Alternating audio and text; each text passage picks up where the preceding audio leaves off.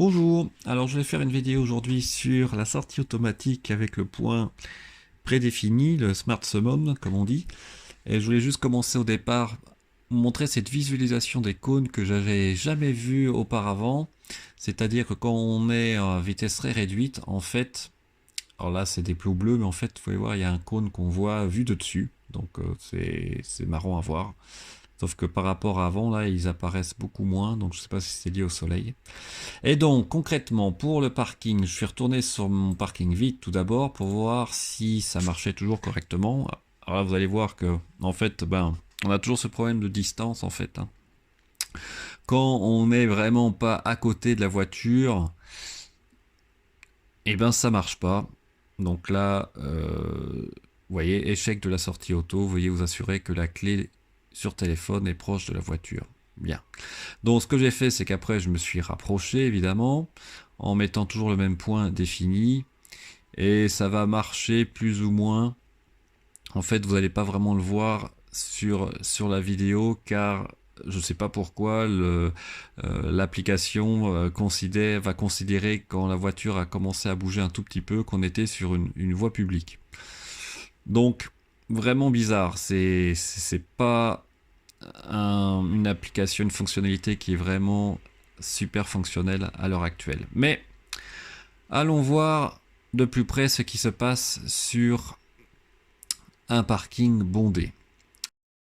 Alors donc je suis allé sur un parking de supermarché et au départ vous voyez il me mettait le point d'arrivée très très loin, donc c'était marrant, je n'ai pas osé le faire, mais est-ce qu'il serait vraiment sorti du parking pour aller jusqu'au point? Je ne pense pas. Et donc après j'ai fait quelque chose de beaucoup plus rationnel, vous voyez, j'étais à 7-8 mètres de la voiture et le point d'intérêt était entre nous deux. Et évidemment, vous allez voir ce qui se passe, dans la réalité il ne se passe rien, car on est trop loin de la voiture, toujours le même souci. Donc sans entre guillemets prendre des petites astuces, ça sert pas à grand chose, hein, à moins d'être à 1 mètre de la voiture, ça n'a pas vraiment d'intérêt. Donc ce que je vais faire, c'est que je vais me rapprocher tout d'abord, et là j'ai essayé aussi, vous voyez il y a beaucoup de voitures qui tournent à droite et à gauche, donc j'ai pas osé démarrer le système.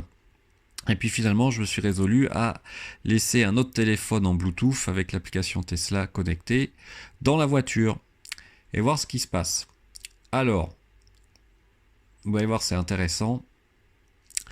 J'ai redéfini le point cible, toujours à la même distance, on va dire 7-8 mètres, exactement là où je me situe aussi sur la carte. Et là, comme par magie, vous allez voir, la voiture va démarrer et va commencer à tourner, et là j'ai une charmante dame qui arrive avec son caddie, la voiture s'arrête un petit peu, commence à tourner, et vous allez voir que la dame est subjuguée par ce qui se passe, pas du tout effrayée d'ailleurs, donc c'était bien sympa, on a discuté après. Elle s'est dit mais c'est sympa ça. Et vous voyez que la voiture en fait passe, elle recule même un peu pour laisser la voiture passer, et la voiture va s'arrêter juste après. Donc là, on va dire que la démonstration est à moitié concluante. D'abord, j'aurais jamais osé me mettre, on va dire, dans une autre allée et voir ce que la voiture faisait, avec toutes les voitures qui avancent, qui reculent, qui aussi sortent des emplacements. Je voulais vraiment rester à côté en cas de problème. Alors voilà, ça fait plutôt gadget honnêtement, mais ça peut marcher. Mais on est encore très très loin d'une utilisation dans la vie de tous les jours, surtout si on n'essaye pas cette astuce de laisser un téléphone dans la voiture, ce qui est quand même contre nature, puisque en théorie quelqu'un peut ouvrir la voiture sans problème, puisque le signal Bluetooth reste dans la voiture. Donc voilà, c'était pour vous faire cette petite vidéo, vous montrer que oui, on peut essayer de le faire sur un parking en réel, mais honnêtement, je ne pense que je ne le referai pas avant un bon bout de temps, d'ici que la législation européenne soit plus souple et puis surtout que le système, je sois plus en confiance avec le système. Merci beaucoup, à bientôt, au revoir.